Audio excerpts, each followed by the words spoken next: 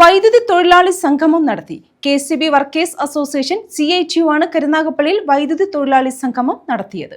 KCB workers association CITUവിന്റെ നേതൃത്വത്തിലാണ് വൈദ്യുതി തൊഴിലാളി സംഗമം സംഘടിപ്പിച്ചത്. സംസ്ഥാന ട്രഷറർ AH സജു ഉദ്ഘാടനം ചെയ്തു.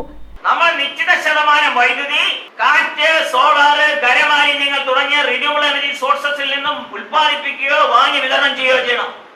ഇല്ലെങ്കിൽ നമ്മളെ പോലെയുള്ള വിതരണ ലൈസൻസുകൾക്ക് കേന്ദ്ര സർക്കാർ ഫൈൻ ഇടാൻ ആ ഫൈൻ കേന്ദ്ര സർക്കാർ തീരുമാനിക്കും.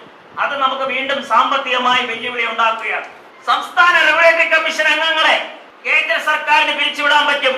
സംസ്ഥാന റെഗുലേറ്ററി കമ്മീഷൻ കേന്ദ്ര സർക്കാർ പറയുന്ന നിർദ്ദേശങ്ങൾ അംഗീകരിക്കാൻ തയ്യാറായില്ലെങ്കിൽ സംസ്ഥാന റെഗുലേറ്ററി കമ്മീഷൻ അംഗങ്ങളെ കേന്ദ്ര സർക്കാരിന് പിരിച്ചുവിടാം. അങ്ങനെ സംസ്ഥാന സർക്കാരുകളുടെ അധികാരം കവർന്നെടുക്കുന്നു.